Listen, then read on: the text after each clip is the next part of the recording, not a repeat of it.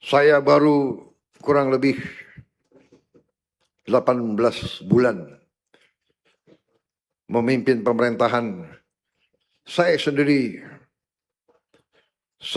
shock, terkejut, sedih melihat beberapa besar kekayaan kita yang hilang selama ini. Ini bukan kita cari kesalahan. Kita anggaplah ini suatu kelalaian kita bersama. Tapi saya disumpah untuk menjaga kepentingan bangsa dan rakyat. Karena itu saya harus melaksanakan yang terbaik yang bisa saya laksanakan. Supaya saya tidak ingkar sumpah saya kepada bangsa dan rakyat. Saudara-saudara sekalian, saya ingin memberi beberapa data. Karena para ulama adalah pemimpin yang paling dekat sama rakyat. Para ulama berhak untuk mengerti. Saudara-saudara sekalian,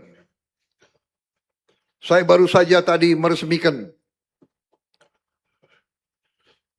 1.151 kilometer jalan desa, jalan daerah. 1.000 kilometer jalan ini memakan anggaran 5,4 triliun. 5,4 triliun bisa membangun 1.000 kilometer. Bayangkan kalau 20 triliun. Berapa ribu jalan yang bisa kita bangun? Berapa ribu jembatan bisa kita bangun untuk rakyat kita? Berapa puluh ribu sekolah yang bisa kita perbaiki?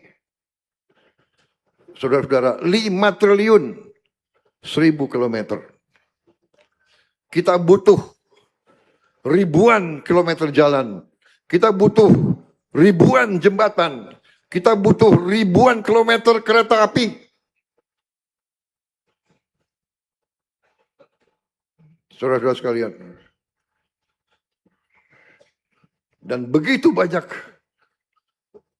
uang kita menguap, hilang. Dan ini pemerintah yang saya pimpin, saya bertekad untuk berbuat yang terbaik untuk menghentikan kebocoran-kebocoran ini.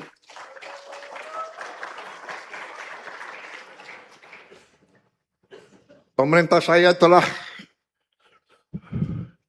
merebut kembali, menguasai kembali lebih dari 5 juta hektar kebun kelapa sawit yang melanggar hukum.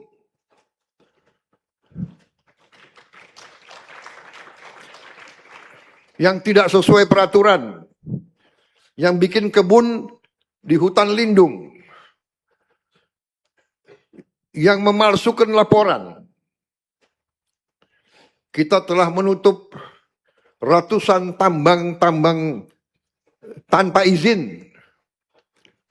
Tambang-tambang tanpa izin. Jadi dianggap seolah-olah nggak ada negara. Ada satu tambang yang sudah dijalankan 8 tahun tanpa izin. Tenang saja dia.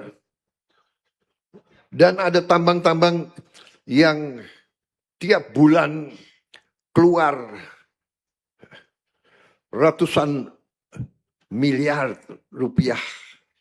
Tiap bulan emas, perak, logam-logam yang sangat mahal. Sampai hari ini penyelundupan masih berjalan. Sudah kita kerahkan angkatan laut. Sudah kita kerahkan bea cukai. Sudah kita kerahkan ribuan prajurit. Masih saja. Saudara-saudara.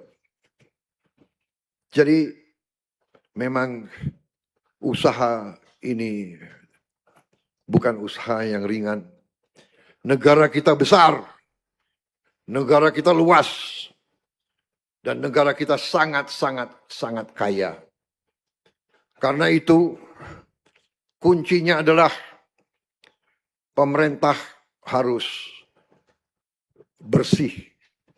Pemerintah harus benar-benar tidak boleh korup. Tidak boleh ada korupsi di pemerintah Republik Indonesia. Ini tidak ringan. Ini tidak ringan. Saya mengerti ini tidak ringan. Tapi apa boleh buat? Apapun harus kita kerjakan untuk supaya negara kita selamat. Tidak ada negara yang bisa selamat kalau resourcesnya, sumber-sumber dayanya diambil terus. Rakyat banyak yang miskin. Saudara-saudara sekalian, saya ingin menampilkan beberapa angka. Angka ini mungkin tidak menyenangkan bagi banyak pihak, tapi harus kita hadapi. Saudara-saudara, kita mengerti dan kita paham bahwa selama 7 tahun belakangan ini dikatakan bahwa ekonomi kita tumbuh 5% tiap tahun. 7 tahun kali 5 berarti 35% pertumbuhannya. Logikanya selama 7 tahun Indonesia tambah kaya 30%, 35%. Tapi kenyataannya itu yang saya katakan, saya merasa ditohok. Waktu saya jadi presiden, data ini muncul katakanlah 2 bulan setelah jadi presiden. Kenyataan bahwa setelah 7 tahun tumbuh 5%, masa penduduk miskin tambah? Negara tambah kaya, rakyat miskin tambah. Ini kan sesuatu yang aneh, yang anomali. Yang kelas menengah, yang sudah tadinya lepas dari kemiskinan, turun. Saudara-saudara, katanya negara tambah kaya 30%. Tok rakyat miskin tambah. Kemudian kelas menengah berkurang. Dan ini juga yang harus kita waspadai, bahwa yang tambah kaya ternyata hanya segelintir orang.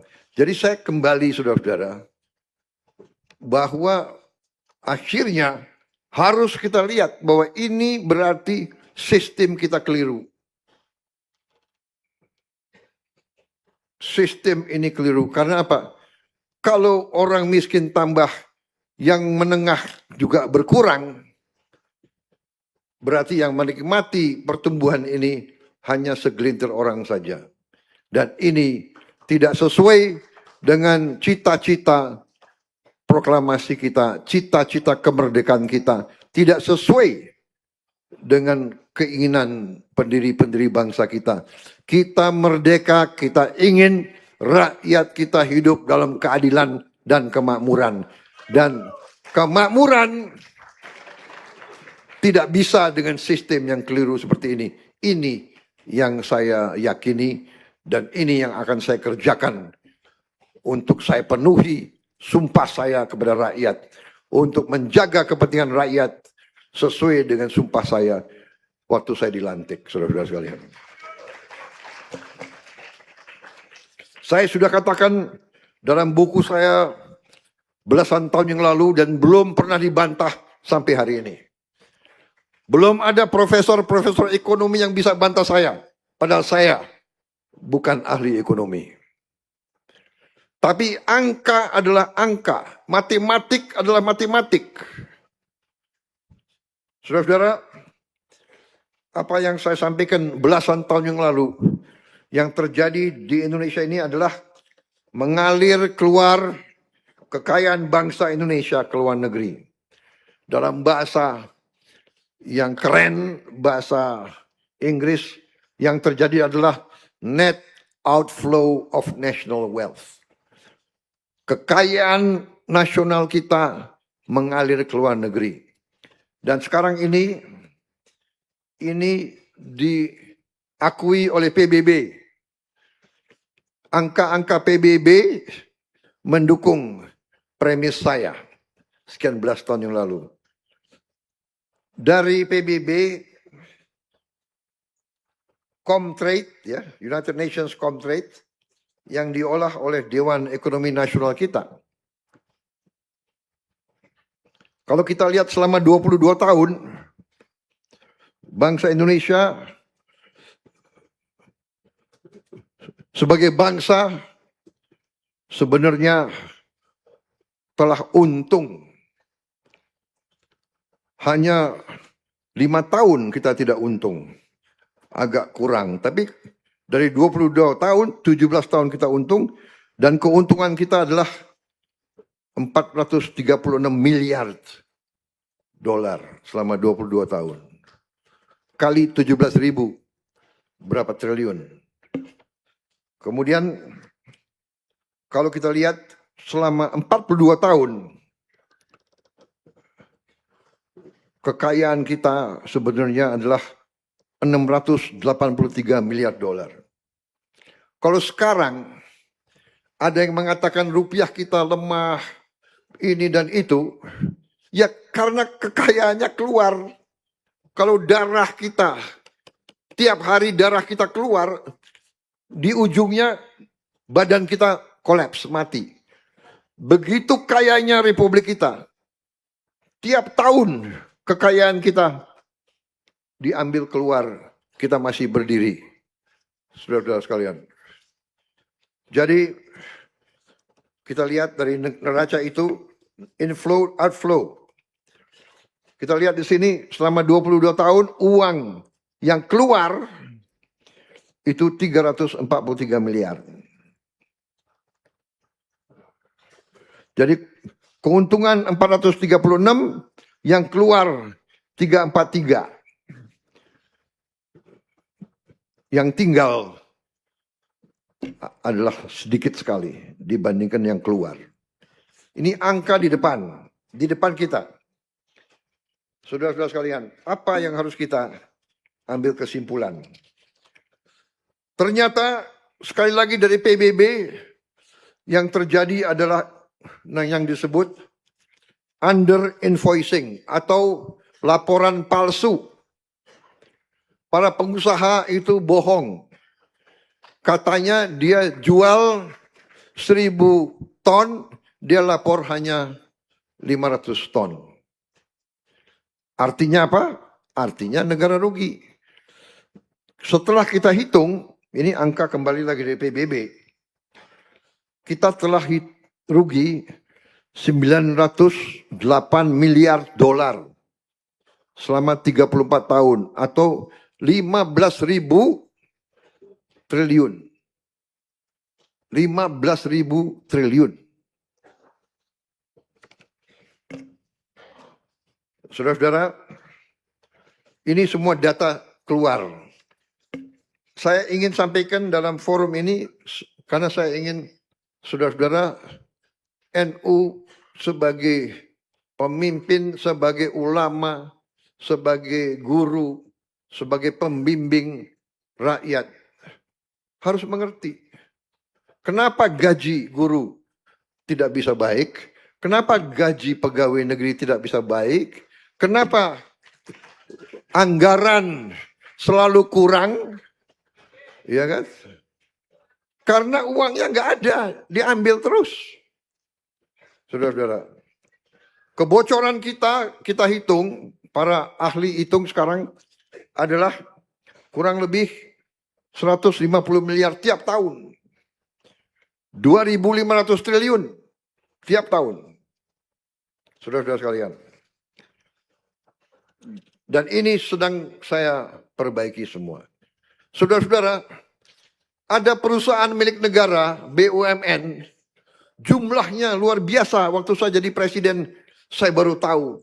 Saya kira perusahaan BUMN itu jumlahnya 300. Waktu saya jadi presiden, baru saya tahu.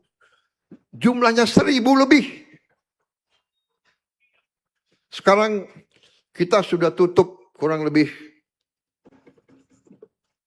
berapa, Menseknek? Kurang lebih sudah 240 yang kita tutup.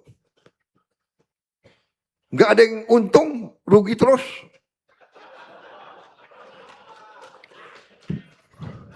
Perusahaan negara milik rakyat 200, kalau tidak salah kita ujungnya akan menutup kurang lebih 800 perusahaan negara. Minimal 700 lah. Anda bisa bayangkan yang sudah kita tutup 240. Ya benar, Menseknek, 240. Itu kalau dihitung umpamanya 4 direksi sama 4 komisaris, itu 8 kali 200. 1.600. Kalau gajinya masing-masing 50 juta rupiah sebulan, berapa itu? Dan ada yang gajinya bisa di atas itu. Sudah rugi, minta bonus lagi. Sudah kita tutup. Kita menghemat triliunan hanya dari nutup perusahaan-perusahaan yang nggak benar. Dan itu caranya para direksi itu